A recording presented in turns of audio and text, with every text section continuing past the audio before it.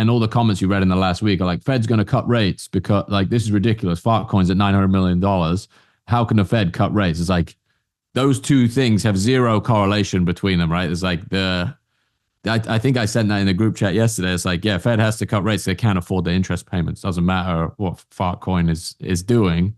And all of the monetary policy that led to that and all the like easing of financial conditions just going to propel idiotic stuff like Fartcoin to greater and greater Heights. Valuations until something that seems sillier, funnier, is more of like a high velocity meme comes along. I can't believe the first part of this podcast episode is going to read Fartcoin Fundamentals in the podcast feeds for our listeners. Fundamental. I'm writing that down right now. That is a good one, yeah. That's where that's where we got the writer Trung on the pod. Welcome to another episode of Not Investment Advice. You got Jack Butcher, Bilal Zaidi, Trung fan. Boys, we're going to get straight into this. Absolutely chock-a-block schedule today. We got the Google back-to-back. They got this is the Kendrick Lamar song back-to-back vibe, but Google's going back-to-back. This was like when during the Drake beef, when we're like, oh man, Drake's got some good tracks here. He got some bangers, yeah. And then Kendrick They're Not Like Us drops. Bam. 3 in 1 weekend. And it was over. So we're going to talk about, Gemini's actually looking pretty good. Google's video model, we're going to compare it to OpenAI's video model. It looks pretty legit. Jack shared a great video of that in the morning. Waymo is also, the market share for Waymo is now equal to Lyft in San Francisco, so we're going to discuss that. And then we got some Sailor/MicroStrategy stuff. There's an idea of fair value accounting. We need CFA fans breakdown of this, what it means for the space. And then we got a little bit on Jensen Huang. Trung's been reading the book, and we'll see what else we get to. But we also have a Fartcoin thesis. I don't know how else to. That's the best way to end the episode. Jack has a Fartcoin thesis here. Let's start it with meme of the week. All right, let's people. Go for it. Because Jack has a meme of the week here. Go for it, Jack. All right. Let me see this, boys. For the listeners, this is what was this? December 14th. On Saturday, I made this image, a toilet roll on a white background, captioned Fartcoin white paper. Beautiful. And actually, I caught a little bit of the algo with this one, Trung. Look at this. What do you think? I know you did numbers, dude. Well, Jack, actually, that's 2 weeks in a row. What do you consider caught an algo? What number do you want to break? I look at the views now, actually. I think the views is the best one because it aggregates all the info. I feel like this maybe sounds incredibly dumb, but like current event contextual tweets have like 100x more probability of catching the wave. Oh, I know. There's a reason why. Because it puts you in the AI summary. They grab the AI summaries of current events. I mean, that's literally it. I think that was kind of true before, but now it's just like another level. So my one last week was about the quantum computer. We read it out last week, right? Yeah, 2 weeks in a row, dude. Finance headlines. If you've been paying attention, you will have heard about this asset in the last week, Fartcoin. This asset, not investment advice. Asset. There you go. We're just covering the events in the markets this week, and yeah, man. Now up to what is it? Nearly $1 billion market cap. Fartcoin. I know Trung has been hitting a few posts on this as well, and been funny to see this kind of. If you go back to 2021, there was like a few things that were so ridiculous that they like continually were mentioned by the traditional finance media, and so much of the last 6 months, the stuff is so out there and ridiculous and like crude, honestly. Like some of it you can't, like Goatius Maximus, it doesn't quite creep into mainstream as much as this. And that's like over the last week or so, this thing has gone ridiculous. Like the valuation of this thing has gone ridiculous. I think because of that, the idea that like it's not so ridiculous that people not so crude that people can't talk about it, but it's obviously ridiculous, headline grabbing, click worthy thing. See, like almost like the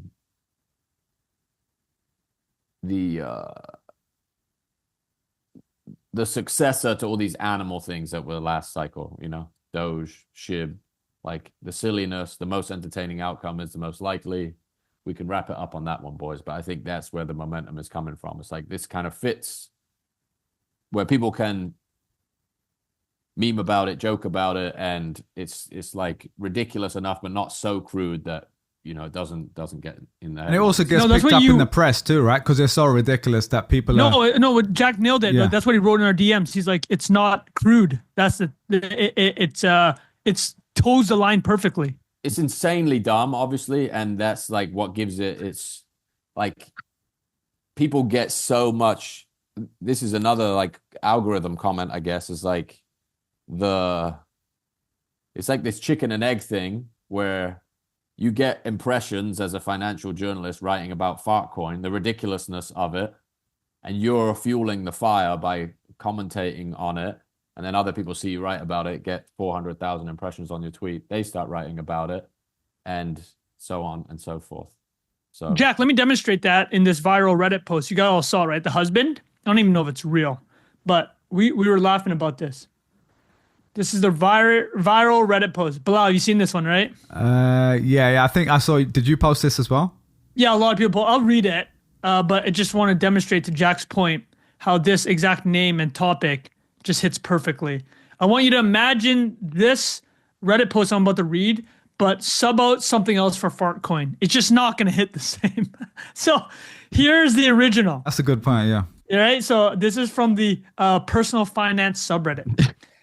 The title reads, "My husband put a significant amount of our net worth in a cryptocurrency called Fartcoin. What do I do? Question mark. Then more information. My husband has bought nearly 175K of this over the past month. Note that he has earned all of this by investing early in other meme crypto coins. He has never really lost. I work in finance and told him he needs to diversify and buy index funds, but he will only respond with crypto jargon like hot air rises."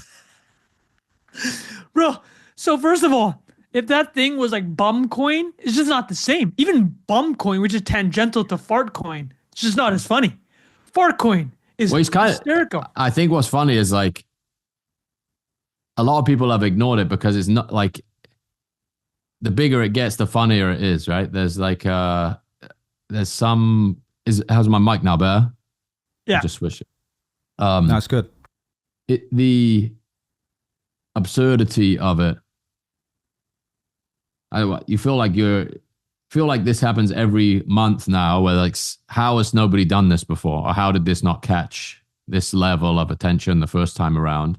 And there's a couple people like serious crypto commentators that will, remember we had the financial nihilism. Yeah. There's something in that commentary where something like this skirts the line where it isn't, like there's enough humor in it for it to be like this, like light protest. You know what I mean? It's like it doesn't necessarily have the light protest is brilliant. Yeah, it's so ridiculous. Yeah. The financial and all the comments you read in the last week are like, Fed's going to cut rates because like this is ridiculous. Fartcoin's at $900 million. How can the Fed cut rates? It's like those two things have zero correlation between them, right? It's like I think I said that in the group chat yesterday. It's like, yeah, Fed has to cut rates. They can't afford the interest payments. Doesn't matter what Fartcoin is doing. And all of the monetary policy that led to that and all the like easing of financial conditions just going to propel idiotic stuff like Fartcoin to greater and greater heights, valuations, until something that seems sillier, funnier is more of like a high velocity meme comes along. Yeah. Well, what was the aggregate market cap for dick butt NFTs? Nowhere near this. Okay. Probably like in the hundreds of millions at one point. I love how we got a straight face conversation. Hold on. I love Jack. He's like, yo, nowhere. Yeah, it was in the hundreds of millions. Dick Butt did not get the Dick Butt did not reach orbit. It did not go past the Kármán line of no. But to your point, Jack, CNBC can't write about Dick Butt, but it can write about. That's a good point too. There's a line between what's censored and what's not. Like you can't even say certain words. People. If you are in the meme coin game, like Jack is telling you right now, there's a line. There's a line of monetization. Well, I'll tell you another example. Hawk Tuah skirted the line of what was. I honestly think that's too vulgar to get. No, but it still was covered. No, but I think she was as far as. So, you're talking about the original interview thing she did on the street, or the original meme? Yeah, the original meme that blew up. It did go crazy. Even we got mainstream coverage, and that it's very crude, but it was 1 degree removed. Right? It's the sound. It's the Tuah, right? It's just. That's what we're talking about here. I can't believe we're doing an actual analysis. Well, we do. This is why we do podcast audio format here for the people. They're getting. This is the joke of like, this is dudes spending 30 minutes talking about the fundamentals of Fartcoin, and this is the podcast industry. I mean, look, someone's got to do it. Fact check on the Dick Butt's market cap. The fact check. It's Jamie in you right now. Here we go. My estimate at the top end was around 84 million. It was. That's a lot, dude. Yeah. For Dick Butt NFTs. And there's 5,000 of them. So like way less liquid. You know, it's like a totally different instrument, obviously. FYI, do not, if you're listening to this right now, do not pause this podcast and Google Beeple Dick Butt. Do not do that. Do not look at the image that the digital artist Beeple created of Dick Butt. Don't do it. Do not do it. Mr. Beeson not be happy with this retention tactic you got here, Trang. All right. No, great stuff. Jack, really quickly, actually, since we're talking about it. Because you're talking about the Dick Butt thing was an NFT though, right? Not a coin. Yeah. So you can only buy one at a time, you know. 5,000. Yeah. Well, let's do a little more technical analysis. There we go. But no, the reason I brought that up is because I have been seeing in my email the old 2021 NFTs, the small number that I have been getting those automatic catching bids. Yeah. Have you been seeing? Obviously, you're close to this. So what's the sentiment in the market? Because obviously NFTs dropped off a cliff in general, but what's the vibe there right now? NFTs are back, mate. We're back. You know, heard it here first. Mate, go and listen to some Raoul Pal, Banana Zone. I've heard he's been the cascading liquidity from majors down to these what he calls them trophy assets. We're here. Let's walk through it, boys. Well, that's what he's saying. He's saying like you get Bitcoin leads the king, as they say, and then there's normally alt season. Yep. But like he's talking about these trophy. He's saying that liquidity goes from on the risk curve. So you start going to, well, if ETH's going to go up by 1x or 2x. I want something that's going to go up 5x, so people start making those bets. Is that kind of what you mean? Or is it also just a place to display their exactly. winnings?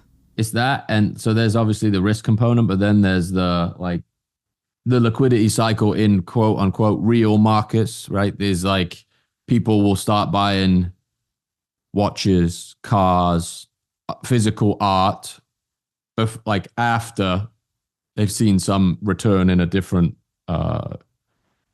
vehicle or whatever it is they do. And like the stage of the liquidity cycle is like the wine market, the watch market. If you remember in COVID, like there was a point in time where all of that stuff went ballistic and it was X number of months out from the, all-time high of another asset that was considered less risky or considered maybe more of a like wealth preservation thing or than a consumptive good.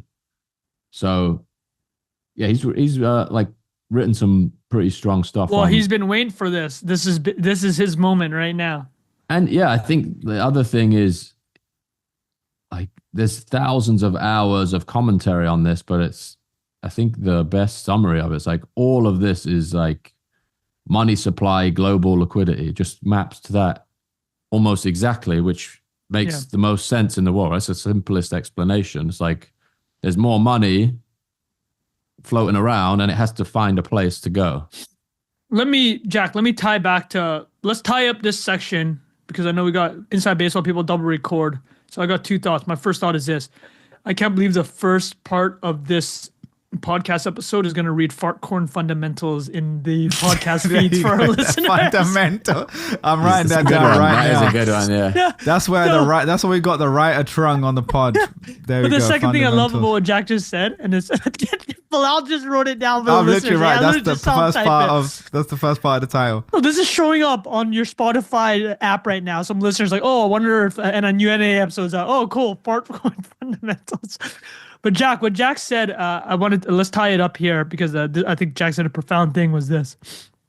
It's like the reason people are doing this, they want to show how dumb the financial system is because it is dumb. Silent protest, you said. It is so dumb, right? Is like what's dumber, that a fart coin is worth almost $1 billion market cap, or that the United States government printed a third of every dollar that's ever existed in the past 2 years? Which one is dumber? Right? Objectively, which one is dumber? So they printed $6 trillion. This is on the Fed website. I can't believe that they, like somebody with a straight face, entered in those numbers, and on the official Federal Reserve, the Fed site, you can go right now. The Federal Reserve's website has the money supply, and it showed that between 2020 and 2023, they added $6 trillion to what was once a 14 trillion money supply. They added a third to it, or a 40%, whatever. What's dumber, that or Fartcoin? You decide. Incredible.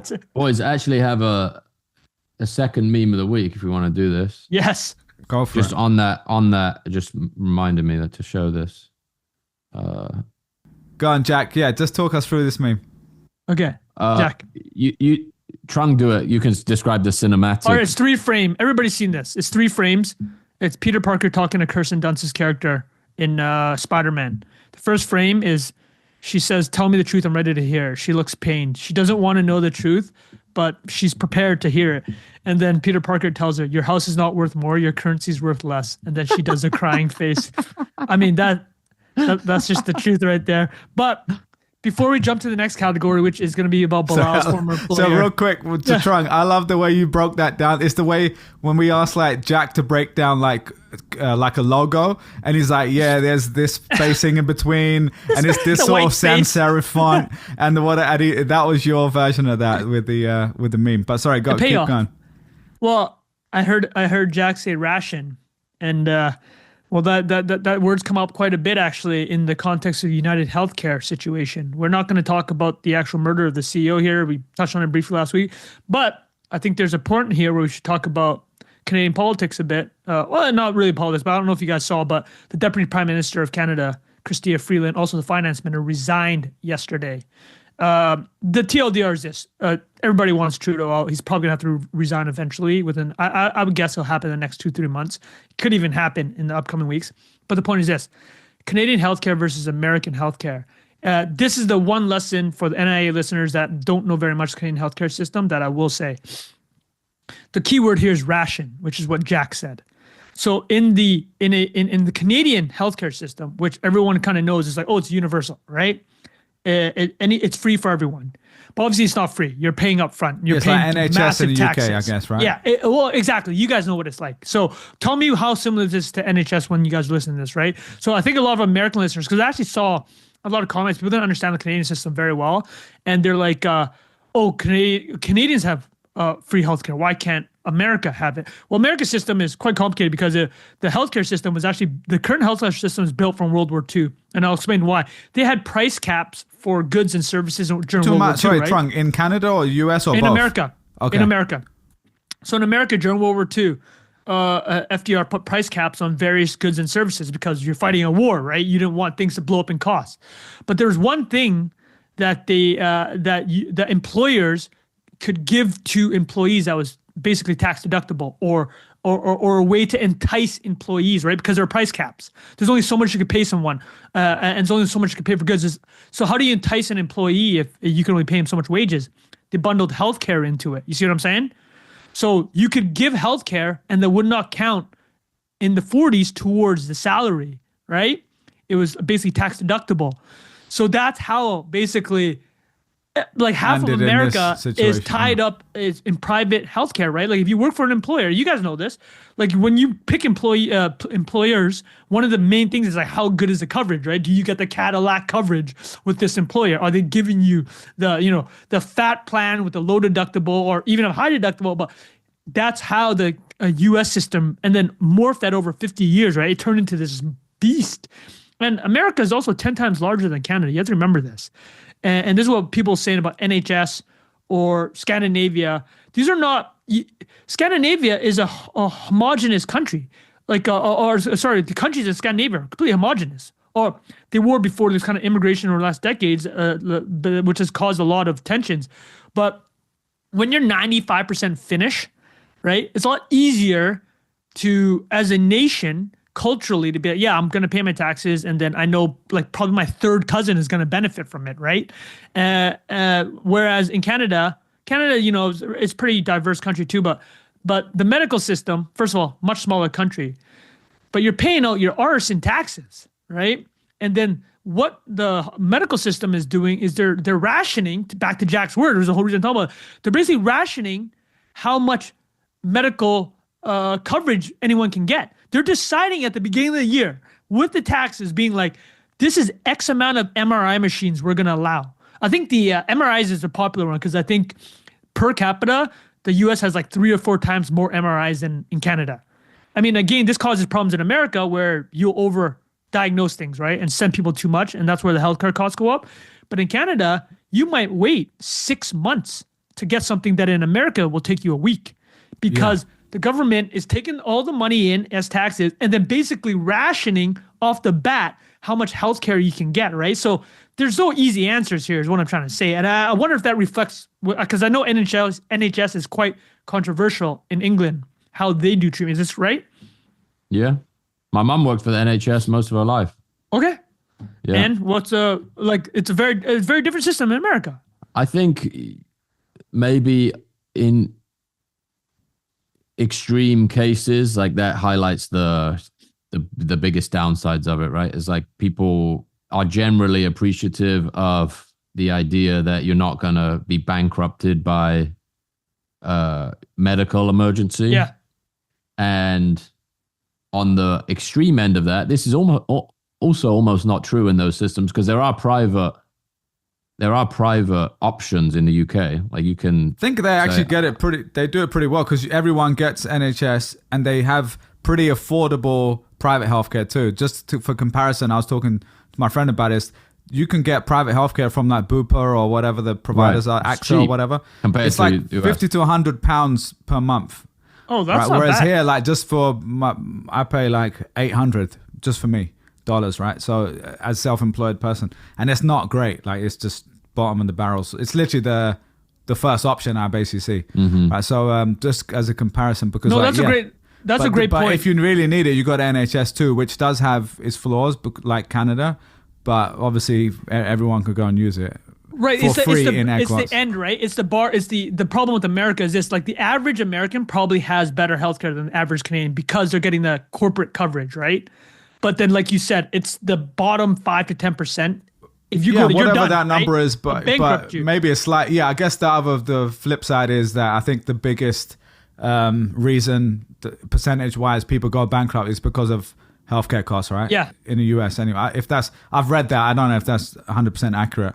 It's probably like Theo Von asked Donald Trump this. Literally, that's probably my source. No, but the whole point here is we're just talking about there's obviously trade-offs. And I only kicked off because Jack said the word ration. He's laughing about the Canadian internet rationing. But I'm like, that's literally the Canadian system. It's like rationing goods and services because there's like, I mean, that everything's a trade-off, right? That's all we're trying to say. Yeah. And the idea that the beneficiaries of that system in America are largely like these bureaucratic, massively inflated administrative agencies that are driving up the cost insanely as a function of like being able to justify how many people's hands it has to pass through to prescribe a paracetamol that on a bill is like $850. And that's not even an exaggeration. No, that's literally, that's an example. Bills, right? Look at an invoice from like a hospital stay in America. It's like unfathomably disgusting, the price of No, stuff. it is. Yeah, it's Relative sick. to like, if you say,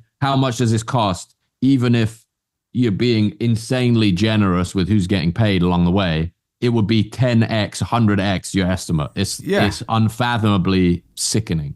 Yeah, I'll I actually tell you something about listen, we're already down this, but there's a big controversy. That's Not good controversy. discussion. One thing that came up regarding United Healthcare. I'm not going to talk specifically about the company here. I don't care. I don't want to talk about the case. It's way too heady about like we don't want to touch that specific part of it. We all know what happened. But no, I'm talking about like there's something about United Healthcare which is quite interesting, because if you actually look at its profit margin, it's like 6 or 7%, which is half the S&P 500 average. But I wanted to jump on something Jack said. It's the structure of United Healthcare and a lot of these massive medical providers that you start seeing how this sketchy stuff that Jack mentions is happening. So the way the insurance industry works is that it's called I think it's a medical loss ratio, but you have to pay out basically 85% of premiums. You have to, no matter what, right? So that kind of caps you right off the bat if you have to pay 85% of the premiums. Premiums, obviously for the listeners know, is like everybody pays a premium to start the year, and that covers you for the year. This is like we talk about with Berkshire Hathaway, right? Like Geico, you pay car insurance beginning of the year. They get this pot of money. If you invest it well, you actually get paid to have that pot of money. But the point is that the medical insurance industry, they have to pay out. I think it's called a medical loss ratio, but 85%, call it that, right? So now there's like 15%. Margin is the max they can do, and then they end up doing like 6 or 7. But here's the interesting thing, because United Healthcare and a lot of other these like you guys probably saw the CVS mergers. Like CVS is a pharmacy, they merged with like a pharmacy benefit manager. They own clinics. So what's happening is that these medical companies are turning to medical conglomerates. Like United Healthcare has a pharmacy arm. It has the insurance arm. It has like clinics. It employs doctors. So actually, this is what's happening. If you have to pay 85% out, or your margin is capped at 15%, the only way for you to make more money is just to drive up the cost, right? Right, Jack? Is the only way. Yeah, that's the incentive as well, right? Exactly. Yeah. So what they're doing is exactly. So what they're doing is they're acquiring all these tangential businesses. You see what I'm saying? Like they'll acquire a clinic and then overpay the doctors in the clinic. You see what I'm saying? So the parent company has a small margin, but its related clinic company is just eaten. Like this is like where the crazy incentive, like the American incentives are just clearly just not working either way, regardless of. I get what you're saying for sure. Yeah, it's just it's crazy. At the same time, you acknowledge the fact that like if something catastrophic happens to you, you can find the best person in definitely whatever radius of you and go see them within a week. That's the upside. You get definitely the quality of really good on the high end. You get all the medicine that gets America makes the world's medicine, right? Is like everything that the generics that are. I mean, Novo Nordisk obviously. I was about to say apart from that Ozempic, but yeah. But I mean, the pharmacy industry, which is, I mean, they are not great people, right? Let's just be honest. They do a lot of sketchy stuff, but a lot of medicine is financed by it. It's just so many moving parts, man, of like good, bad, and ugly. Yeah. Go on, Jack. Were you going to say something? We have to do another bit on this, but I haven't read up enough to explain this, but the idea that the American market subsidizes the production of these drugs. Yeah, I saw Vivek's been posting that, right? Yeah. So that's another component of this stuff where it's the absorption of the cost is happening here, and that is reflected in the premiums people pay. Yeah. And those advancements are propagated to the rest of the world at a lower cost. Like some of the stuff that, Bilal, I'm sure you had this experience when you first moved to the States, where like stuff you can buy in a pharmacy, buying boots for 99p is like, you need a prescription from this type of specialist, and you need to get a referral from that person. And then if you're on this tier of insurance, it's $50 copay plus the retail of this is 109, and I'm not exaggerating here. No, this it's literally that. Yeah, I did it literally this week for something. That's a pound in the UK could be $200, $300, $400, $500.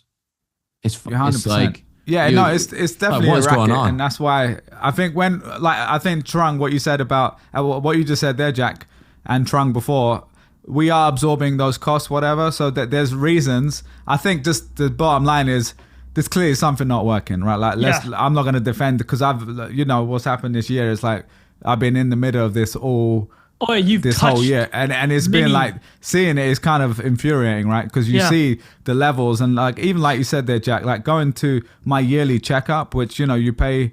Just people don't know, because I know actually it's like almost half the people listen to this are European. So there's here you pay your premiums, but then you get to go to your doctor to do your checkup, which is great, and that's normally like included in what you've already paid.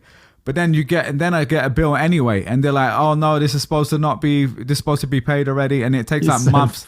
And then I'm like on the phone with them about like $100 charge or something, and I'm like, "This is so." It is just ongoing. It's stressful infuriating, thing, man. Well, boys, I have a personal story on this. This was like a couple years ago.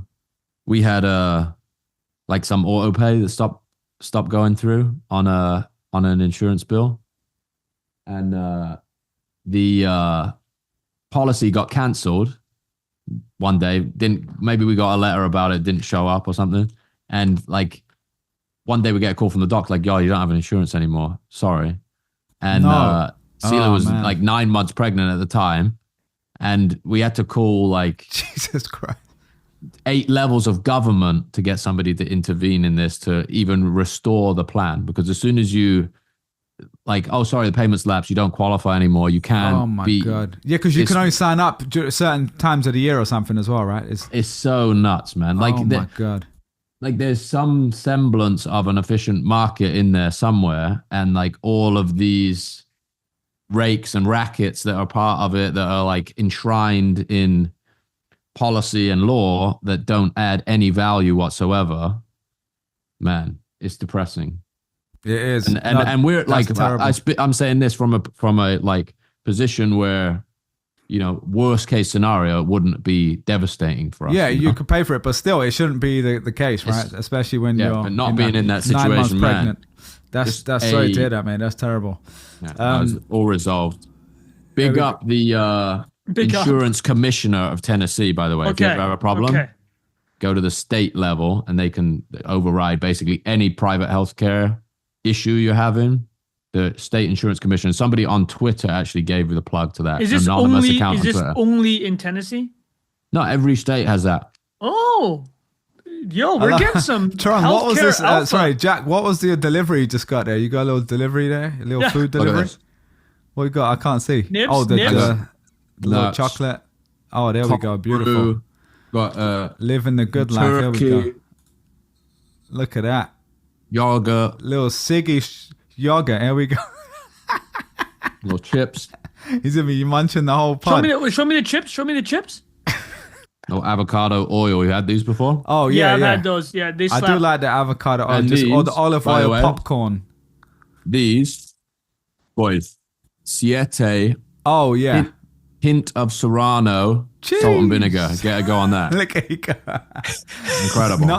No sponsorships, but that one looks legit. There we go. If any product that I just held up wants to get in touch and sponsor the pod, hit it. We will take it, bro.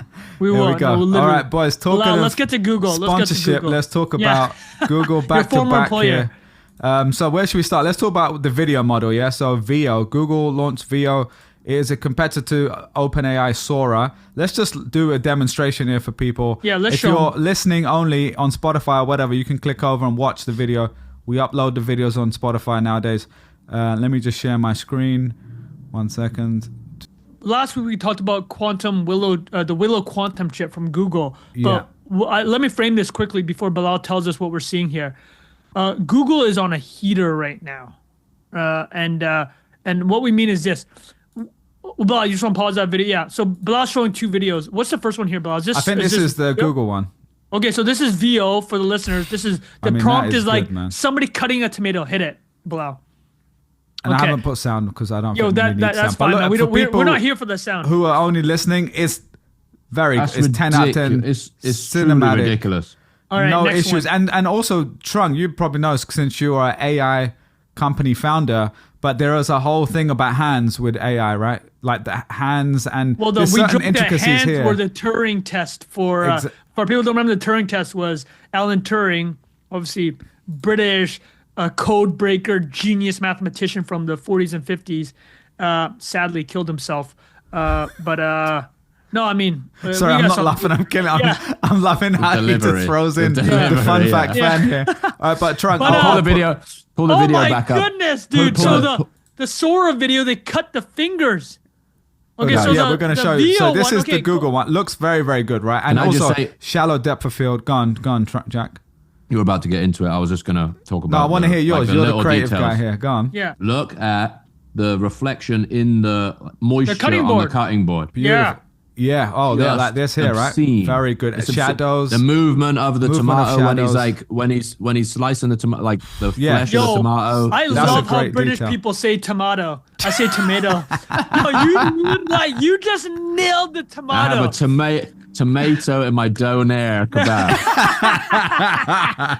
Okay, Blau, show the other one. This is the show Google the Sora. one. What are we giving it? 10 out of 10, right? I mean, that's an 11 out of 10. Here's Sora. All right, looking okay first. Then wait a minute. What the hell is going on here, son? Little magic tomato. Yeah, the Will Smith tomato. So Christ. let me actually talk through. I want to talk through this for a bit before Bilal pumps his bags. Boom! Look at that. Okay. The green just came out of nowhere for people. So Sora came out. The new version of Sora was made live like 10 days ago. It was part of OpenAI's 12 days of ship miss. They're shipping something every day for 12 days, right? Oof. And you guys remember about Sora? A couple of things about that Sora launch. Sora is obviously OpenAI's a video model where you do the text prompt. So they launch it. They let MKBHD Marquez Brownlee do a video review of it. So I'd recommend people watch the video review because Marquez Brownlee nails a couple of key points about these videos. He's basically saying, okay, look, I'll tell you off the top of my head what I think this replace. You're doing drone footage. Imagine you want to do a car ad and you have to do a drone footage of the highway along the ocean, right? You can basically just do that AI generated now and it'll look good enough. But then he goes, massive cost saving there. Yeah, obviously. Massive cost savings, right? And he's like, now you go in a bit. And I think Sora allowed you to do maybe each person was allowed to do, I think, 10 or 15 at like 10 seconds each. But I also saw Sam Altman announce, like, oh, we underestimated demand for Sora, so we throttled the website. I think really what happened is that this is so expensive that if they actually just open this to the public, like they're bleeding hand over fist right now. Yeah. Like we talked about the economics, but like they're raising $6 billion just to be able to keep operating, and they're still losing money from the $5 billion they're making on revenue on ChatGPT subscriptions, right? So like, hey, Trung, yeah, who is directly earning money as a function of them spending money on compute? Do you know? NVIDIA. They're running the data centers. Well, also Microsoft, they got to do like Microsoft AWS. They're splitting. They're not exclusive to Microsoft anymore because we didn't really talk about it, but Microsoft and OpenAI are clearly headed to divorce. Like it's just so obvious that it's headed that direction. But so again, just want to talk about the Sora video model. Cool. As Bilal showed though, the main thing that MKBHD pointed out, there's two things that video AI generated video just has not been able to crack or up to date. It looks like Bilal's former employer is doing a pretty good job. But the number one is object permanence. It's like you watch these videos and it's exactly that tomato video. You cut the tomato and it's not cut, right? And then like it reappears. So for people who are just drunk, for people who are only listening, the second video, the knife goes through the person's fingers and obviously it's like a glitch. And then the green part of the tomato just pops through the middle and comes up like... Object permanence. It doesn't. There we go. It's not because again, what people complain about. It reminds me of like FIFA. Sorry, real quick. You remember like old school FIFA games or something when there'll just be 90s? A glitch where like someone just out of nowhere the player starts flying through the air, running through the post. The leg just goes missing or something. Yeah, you go through the post. Exactly. That's exactly it. That's a good example. But yeah, take me back, boys. The best of times. But yeah, so I mean, Trunk, sorry, you were in the middle of saying something there. But no, I was just gonna say, like, what is how are these things working? They're using the transformer architecture that we've talked about in this show for the last 2 years with text, right? It's basically it's instead of the next word predictor, which is what ChatGPT at a 50,000 foot level is doing, right? It's just like it's using the context of the entire text around it and guessing what's next, but really good at it. What is essentially Sora doing? It's a next pixel predictor, right? It doesn't understand physics. It doesn't understand object. You see what I'm saying? Yeah, that's a great point. Yeah, yeah. It's like it's predicting the next pixel based on basically in eating the internet and probably stealing a lot of video. I mean, I think all these things are. So something related that happened today was that Google allowed creators on YouTube, you get to click now whether or not you want to allow your video to be trained. Not only, and here's the thing, Google's allowing anyone to train on it. If the user says yes, I think they're getting ahead of antitrust stuff.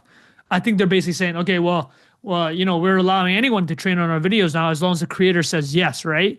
But it's pretty clear. Is it like default in probably, right? And that you have to no, opt out. I think they're doing this like really above board because they got multiple antitrust things going on.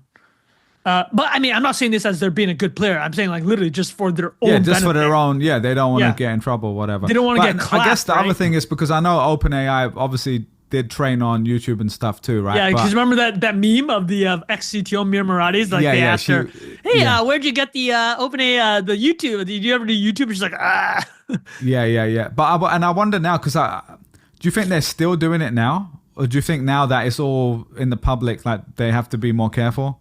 No, dude, I'm based on everything I've seen. I think people are sniping like crazy. How can you stop it, right? Yeah, I mean, it's the biggest. But no video one's gonna database. No one's gonna be better than YouTube at getting that. That's kind of data, what right? I was about to say though. Is like they've got all that library and ever evolving library of video, so they should really be. You've given them permission, no, by uploading it. That's true. It must be in the terms of service. You're right. Well, I'll tell you something that's interesting. It's going all on training. with Google. Can I say one more thing about? I think it was the Ilya guy was given some PowerPoint. Recently, and he used an analogy that I thought was great. Was training data is fossil fuel. Yes. So if you use the analogy that there's like pre-AI and post-AI, and all models are trained on the data that existed before that point, and the way AI changes behavior in that the rate at which new content, new quote unquote organic content has been added to the internet is dropping. It's like how much upside can you extract from all that material? And there comes a point where that is like you hit a plateau of some description. Well, it's the AI wall they've been talking about, right? They've eaten the internet basically. And my assumption was like they would be able to train on their own new outputs, like. Oh, they call it synthetic data. They call it synthetic data. Yeah, it's like a philosophical debate there, really, of like all content is like derivative in some way or has all these multifaceted inputs, but that framing, I think, challenges that where, the videos of how many people have like done a cooking show on YouTube and chopped a tomato, probably millions. You know what I mean? Yeah. Well, like the clips at least that are reposted and everything. And they're going to get it perfect because they have all that input. And then very obvious, but the training data that you have access to is the quality of the model you produce. And there's almost this like platform lock-in or like inherited distribution from that. Like if you existed before this, if you were like publishing content before this, it becomes an advantage of yours. Like I read this tweet earlier today that was like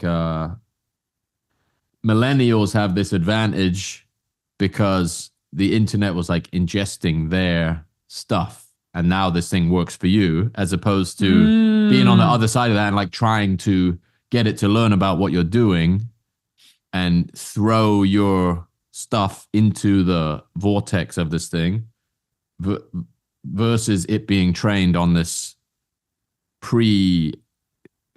I've been trying to write a simplified version of this idea, but it's like almost like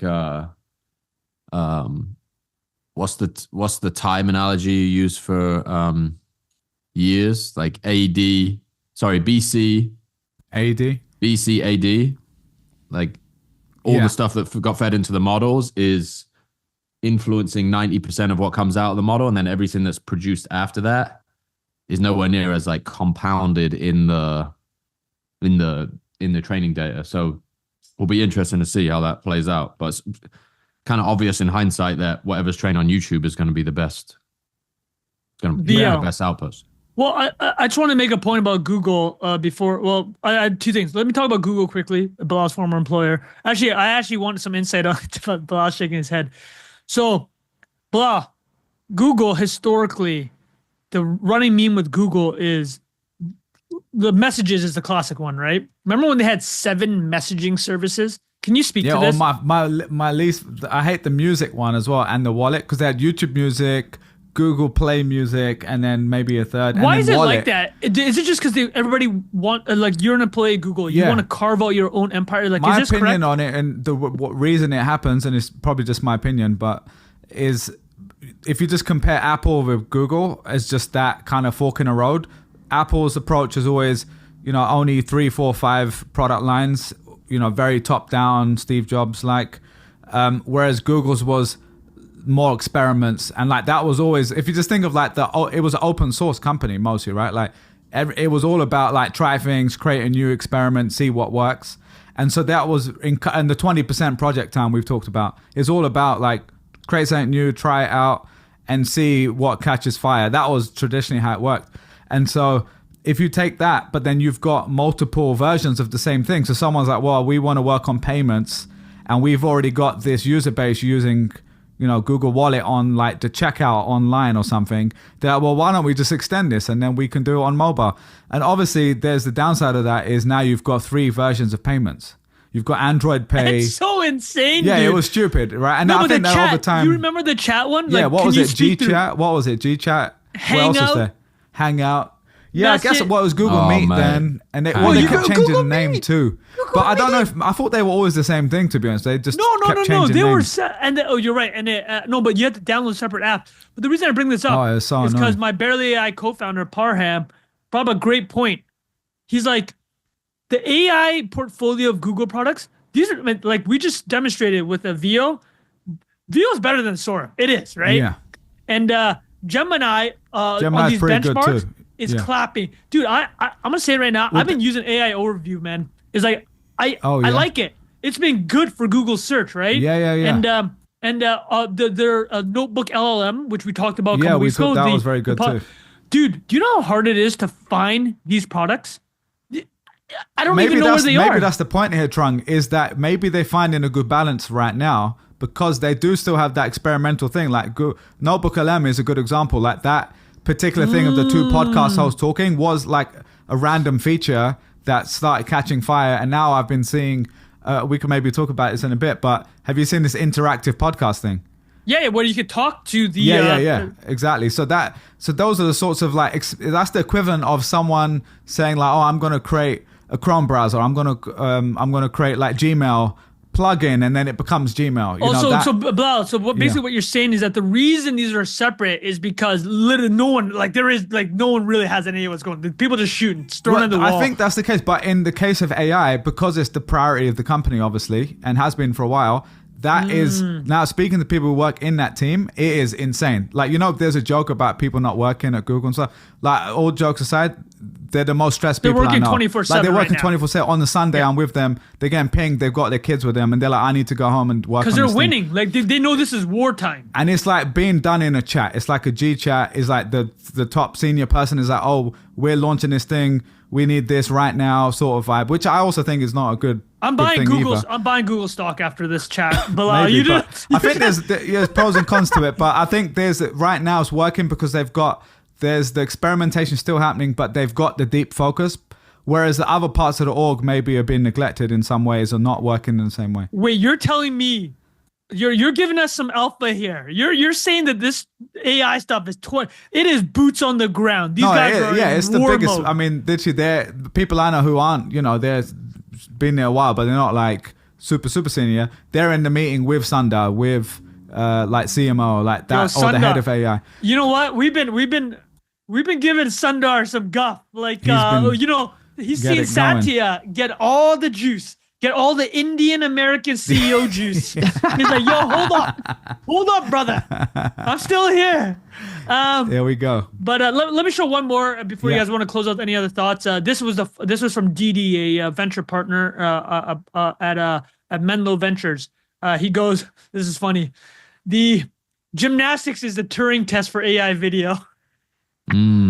Yo, that would get a 10 out of 10 at the Olympics, though. Let's Oh be yeah, I honest. know, but that's If you're flying through the air like that. no, but hold on, Didi. He's right though. But this goes back to everything we talked about. So a couple of recos. Watch the MKBHD thing. Watch this Didi thing. Just throw them in the notes. But the point I'm trying to say, AI video is super interesting, right? It's like it doesn't understand physics. It doesn't understand object permanence. So they're just like, it's just not fully gonna be there. I mean, am I betting against it? As we will talk about in the segment where we'll probably close out with NVIDIA Way, the new book by Tae Kim. I don't know, man. The shit is moving at the speed of light, bro. So any other thoughts from you guys? No, I did want to just quickly touch on Waymo real quick, just because let's pull that up. But Jack, did you have any other thoughts on that before? No, no. All right, cool. All right, so here is a graph for people who are listening only. Exhibit 6, San Francisco operating zone market share, gross bookings. Long story short, Waymo has come from August 2023, 0%, November 2024. What's that, Crazy. around 25 or like 22? Yeah, around 25. It's insane, dude. Right, and that's catching up. It's basically converging with Lyft. Obviously, Uber's still Inverted the yield champ. curve, boys. Yeah, exactly. But yeah, so this is pretty wild. I did not know. I've been seeing videos That's incredible. of people on Instagram, like friends and stuff that are in San Francisco, taking these Waymo self-driving car taxis, basically. But I did not realize it was actually even being, this scale. I thought they were just doing like experiments or something. I didn't realize And they that. just announced they're gonna do Tokyo. They're launching a pilot project in Tokyo. Man, that's got to be a difficult incredible. choice. Incredible. Like, isn't Yep. it? Yeah, I've Tokyo's never like been to a- Tokyo, No, but I imagine that's exactly, a bro. difficult place to drive. Yeah, Well, I'll tell you it's- what. No, I'll actually tell you what's interesting about Tokyo streets. Is that the reason it's actually not that insane is so many people use the subway system because it's so okay. good. Oh yeah. But Japanese taxi drivers, bro, you guys have visited Oh Tokyo. yeah. Dude, Quality. you get the I love the way the white door glove just- ser- Yes, Oh, bro. it's amazing. It just the opens. doors open. They got it's the the white best. gloves. They're the nicest people in the world. It's like, so I don't know, man. I don't know, dude. But what do you guys But, think about this? Do you think this? Let's fast forward a year. That's more Oh, than dude, 40%. Waymo probably. is an absolutely How many monster cars business, they have? dude. How many cars on the road? I think they're in the high hundreds of thousands. It's actually not that crazy. Yeah, it's actually not that crazy. But they're Hey, doing that is crazy, no? no based on. Oh, do you think that's a high number on the streets? Hundreds of thousands. No, With no, these no. Like hundreds, massive. hundreds or thousands. Oh, yeah, high I was gonna say. hundreds. I was gonna I say, was what gonna the say too. That, I was like, right, that's a lot. That's basically Still the bet right amazing. now. It's the. Well, they never go offline either. They're right? always They- on, man. they no, just hold get- on. yeah. I want to clarify. Not hundreds of thousands of people. I'm gonna get fact checked so hard on that. Hundreds to High thousands, yeah. hundreds or in the low thousands. Yeah. But then, I mean, dude, the Waymo bet, and they're 15 years in now. So a lot of really smart people I follow are like, man, Tesla's got an uphill battle. But it is interesting. It is a very interesting battle because Tesla, they're making very different By the way, bets. quick which is why fact check, it's like you interesting. said, real quick. As of July 29th, 2024, there's about 300 driverless cars of That's Waymo. nothing to hit Yeah. 20%, dude. That is. That's pretty wild. I don't know. It might have gone up by this point, but that was July. But remember, it's expensive for these fleets. Each car is 150 grand. By the way, why did Lyft? What's your theory on why Lyft just never ever captured Pure more network market? effects, dude. yeah, I Pure think it's network just the effects. winner takes all market vibe. Like Uber just took most of the Uber lead. brand is just goated as well, isn't it? Yeah. Well, the interesting thing, I feel like Lyft on the West Coast had this friendlier, cool brand. Remember, they would put the mustache. Do you remember that on the front of the Yeah. car? They would put the mustache or whatever. Yeah. And then I they think that's would- still I a remember- niche appeal, though, isn't it? Yeah, I didn't want that. I don't want a Yeah. mustache on my car. You're No grown pulling man up wants on a that, mustache yeah. on his car, and I don't want to be sitting and not about like they would be extra talkative as well. And I'm a pretty social guy. Well, actually, But Bilal, I'll do you be like, guys "Yo, I need remember to this? Have some Zen time Do here. you guys remember why Lyft only survived because of the delete Uber campaign? You guys remember that? Oh yeah. I forgot Yeah, about that. dude. People were It was like- canceling Uber. That's what happened. Lyft, because it was so much a winner take all, because you have more riders, you have more drivers, more people are going to use it. More people are going to use it. It's about market liquidity, right? So basically, Lyft survived because people were actually just doing the delete Uber thing. I can't remember what reason it was. Yeah. It was some scandal came out about. There was loads of stuff, wasn't there? They were like spying on people. Oh yeah, there was and there was something about drivers, and then there was some bad like stuff, exec stuff as well. Like internally, there was some cancellation stuff as well. I can't remember the details, but you can probably Google that one. But allegedly, anyway. Allegedly speaking. Yeah. Yeah. But yeah, they were definitely killers in the market there, man. That was crazy. NIA does not have legal representation, so we're not gonna cross any boundaries here. But let's wrap up here because we're gonna do the double record, guys, on NVIDIA way. All right, go for it. I'm just gonna pump it, and I'm gonna keep this short and simple by just two parts I want to highlight. After reading this book, the similarities between NVIDIA and Apple. And Bilal, some things that Bilal had said, I think is very relevant here regarding Apple versus Google. And the other thing I'll say is I just got these two stories from this book, which just absolutely slayed me. So Tay Kim. Tay and I were both Bloomberg opinion writers at the same time. I actually didn't speak with him then. We chatted on DM separately since then. But Tay is the guy who wrote this book, I take it. Shout out to Tay Kim. He wrote it. He found out that no one had written a book about NVIDIA. And he's like, I'll write it. And perfect timing, dude. This book, right? It couldn't matter anymore. So I'm going to start off with this story. So what I was telling the boys before the chat was that Jensen Huang is on the same level. I mean, this guy is, we know this now. He's a Hall of Fame CEO, right? He's the longest running tech CEO other than Larry Ellison for like a mega cap company. Larry Ellison did like 37 years before he retired in 2014. Jensen Huang is going on 30 plus years now. And he does not look like he's slowing down, man. And this guy's such an animal, like truly an animal. I highly suggest reading this book, but this anecdote killed me, man. I'm going to read this out to you. This is about the point of this story is how Jensen, the way he runs the way he runs a company, he has 60 direct reports. But how crazy is that? Yes, Can you tell us? No, but like you worked in a big organization. I think 8 to 12 is a good, Jack, you've probably managed people before, right? So like 8 to 12 is normally like a good like max level. I think 60 is stupid, right? Like, I mean, that's mental. Insane. Just think of like your calendar in the week. Like, I mean, obviously you might not be speaking to them every single week, every single person, but that's a lot. That's crazy, right? So he created a very flat organization. That's why he has 60 direct reports, similar to actually all of Elon's companies. It's like, if you have the best ideas, I don't care what your level is. I want to hear it, right? So the way that Jensen manages these 60 direct reports, which is so crazy to think about, he has something called the top 5 emails. So the way that NVIDIA works is that if you're like running, I don't know, gaming chips, every day or like maybe once a week, Jensen wants you to send the top 5 things that are having easy bullet points. Everything has to be actionable. You CC like 20 people, right? And he says hundreds of these top 5 emails a day, and he just triages.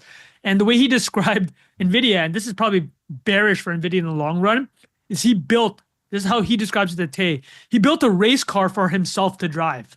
How cool of an analogy is that? Jensen's like, yeah, I built a race car for myself. But then you have to ask, what happens if you're not around anymore, right? It's like, what's going to happen to that race car? So, but the way it is now is he built a race car for himself. And this guy's fucking hard driving, man. NVIDIA, everything I read from this book, every other source is like, everybody works 60 hours minimum, 6-7 days a week.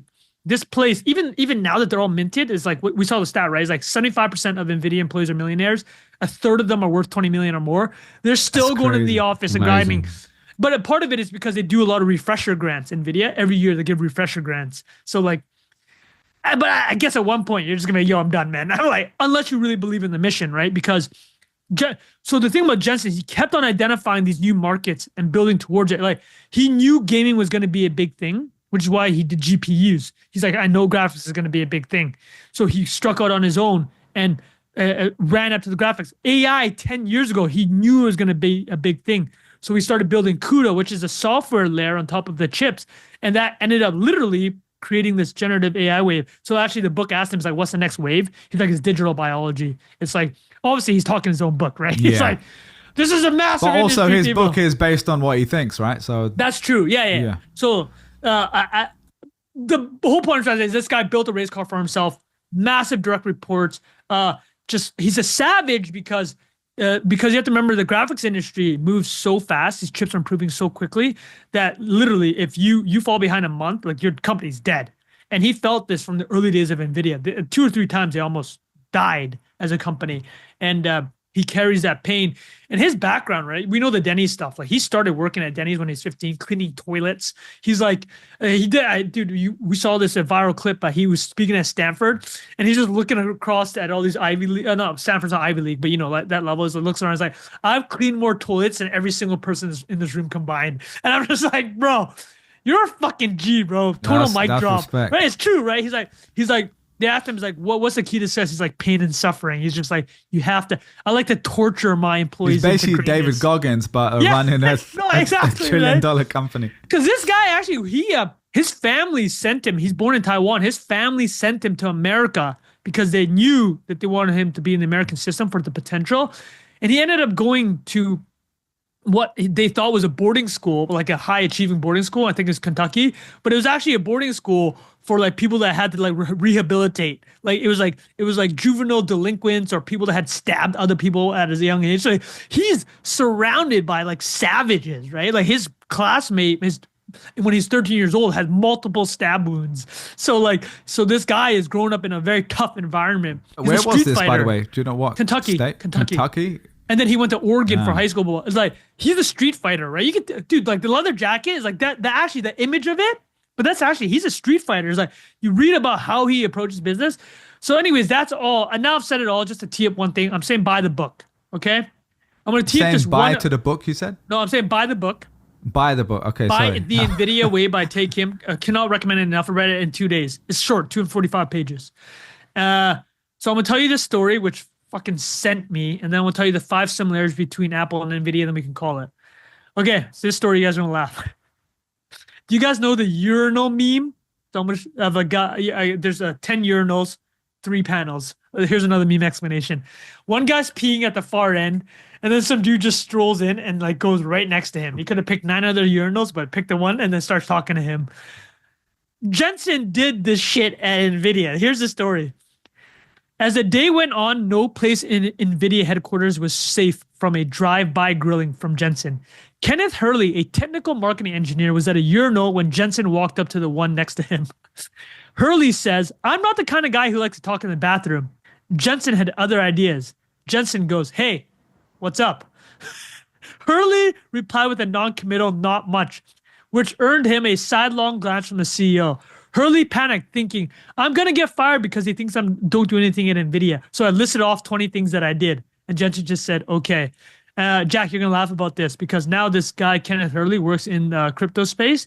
And he actually, quote, retweeted this. And he's like, this is a true story. But it was actually a list of 5 things, not 20. And then I'll show you this meme. If you guys don't remember, for the listeners, here is the meme I was referring to. Jack, you remember this bad boy, right? Yeah, of course. That's literally Jensen.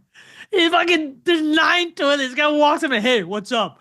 So let me close this all off with the similarities between Apple and NVIDIA. Everybody go buy the book. So the first thing is how much of the culture of Apple is around Steve Jobs. The culture of NVIDIA is all Jensen. Obviously, Tim Cook has been able to take a lot of what Steve built, 10x the market cap of Apple. But as you know, a lot of people complain about, what's the real innovation been? I'm going to give him watches and AirPod. That happened under Cook. But Apple Vision Pro is a bit of a flop. Apple Intelligence has kind of not been a great success. But the thing about Steve Jobs and Jensen Huang that I will note that I pulled up from quotes of them is that Steve, after they launched opened the first Apple store, they interviewed him, CBS, and he's like, Steve, like, how do you feel? Are you celebrating? He's like, not really. He's like, with me, it's always like, what's next, right? You know, you did a great job. What's the next great thing we can do? He's like, and literally a year later, he made the iPhone, right? That's how Steve Jobs thinks. He wasn't backwards looking. NVIDIA is the same way. There's a line in the book where Jensen goes to the bathroom every morning, says he looks at himself in the mirror and says, "You suck." That's what Jensen says to himself. So not a backwards looking guy. Apple is a very hardware software, right? As we know, the iPhone, melding the hardware and the software together. That's the advantage of NVIDIA. It did the chips with the CUDA software layer. So you own the entire stack. That's a similarity between Apple and NVIDIA. And the last thing I'll say is our boy David Senra, friend of the pod, the Founders Podcast, he always talks about how Steve Jobs was the Oracle. So Apple had a demoing type of culture, right? Your whole point as an Apple product creator was to go one day to demo to Steve Jobs and Jony Ive. That was kind of the point. The similar thing with NVIDIA is everywhere at the NVIDIA offices, they have, I think it's in San Jose or Santa Clara, California, I can't remember which part, but they have whiteboards everywhere. So Jensen does everything with whiteboards. So if Amazon had the 6-page memo and then Apple had the demos, NVIDIA is all about the whiteboard. Jensen loves fucking going up to the whiteboard and just drawing shit out about, like, go-to-market plans, or what does this chip look like? What's the organization? What's the sales process he's looking like? And that's how he ran the organization. So similarities I saw there. Go buy the book. That's it. Let's wrap this up so we can do the double record, guys. Nice one, man. That was a great episode. Everyone, hope you enjoyed that. Happy holidays. Actually, let's give our listeners. So the next 3 weeks, we have 2 pre-recorded episodes. Yeah, so just for people know, this is coming out tomorrow, December 18th. And then next week, we're going to have a rest day for Christmas that week. So there will be no episode next week. But the week after, we'll put out an episode on December the 30th. Just before New Year. And then best of 2024 content records. And then the week after, we will also be sharing a wrap-up of the year and looking forward, back. Which we, in full transparency, we are about to record now. And so, yeah, we will. But we've still got episodes coming for you guys. And so we will see you then. And enjoy. We'll see you guys next week. Bye-bye.